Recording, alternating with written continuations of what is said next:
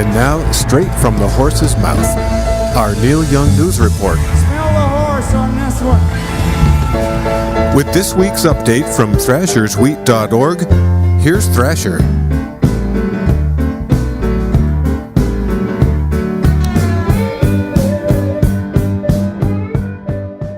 Hey, Thrasher here with this week's Neil Young news, and we've got a little bit of fresh wheat this week, not too much.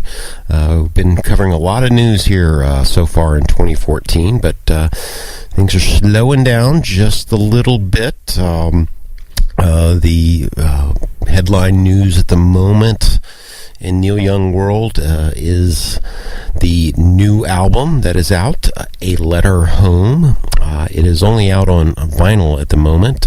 Came out there on a record store day in April, and a CD release is slated for later this month in May. But in the meantime, the reviews center around the album itself, which is was recorded and intended for sort of the retro technology of vinyl, recorded in a booth in Nashville at Jack White's Third Man Records, using 1947 technology. So, as is usual with Neil Young releases, reactions tend to be sort of all over the map. And one of the themes that we do hear, sort of on the negative side of things, is how this is a lo-fi production of cover songs and comes across as sort of unrehearsed and sort of low technique. So those are, if you will, the some of the negatives coming out of Letter Home, and all of those statements are true, and certainly anyone who was picking up A Letter Home should have been aware of what they were getting into, and no one should be surprised that there are not original Neil Young songs on this, nor that it is a pristine audio experience. Certainly anyone who was expecting that probably does want their money back. But be that as it may, it does seem to be exactly what it was advertised to be, nothing more, nothing less. And for all of its charms, this is, as with many things in the Neil world, not everyone's cup of tea, but that's okay. Certainly regarding the audio quality, there's certainly the irony that Neil Young has been focused on his Pono project and its high fidelity, high resolution audio, and then to release A Letter Home seems to sort of fly in the face of that concept. And certainly one of the jokes making the rounds is that the first Pono release would be A Letter Home, complete with pops and cracks and so forth that you can hear on the vinyl.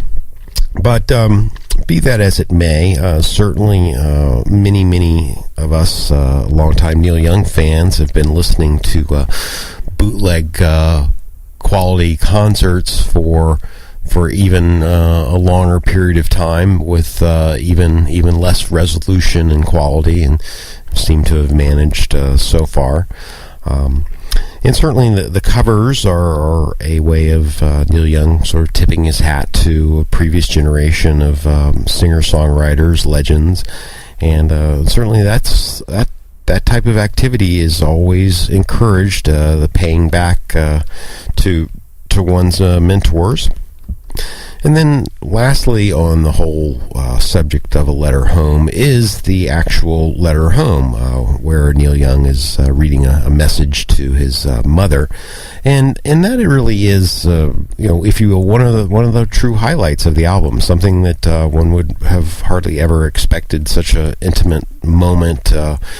Neil Young sharing his thoughts to his mother and talking about his dad and the way things are, and greetings to Ben and so forth.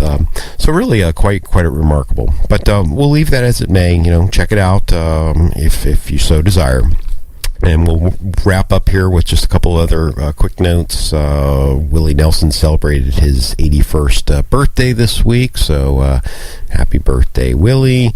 And last but not least, tomorrow, May 4th, marks the 44th anniversary of the Kent State, Ohio killings, the subject of legendary Crosby, Stills, Nash & Young song, Ohio, with its haunting refrain, 4 Dead in Ohio.